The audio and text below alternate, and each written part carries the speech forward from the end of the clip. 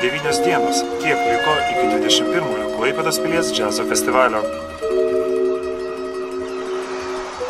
Tad žiniasklaidos atstovus sukvietėme į spaudos konferenciją, kurios metu pristatėme visas karščiausias festivalio naujienas.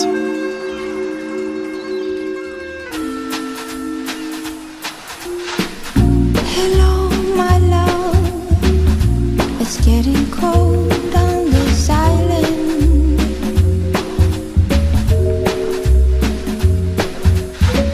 I'm sad alone, I'm so sad on my own.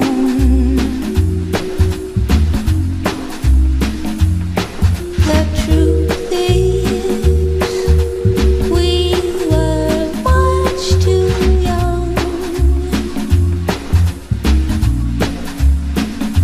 Now I'm looking for you, or anyone like you.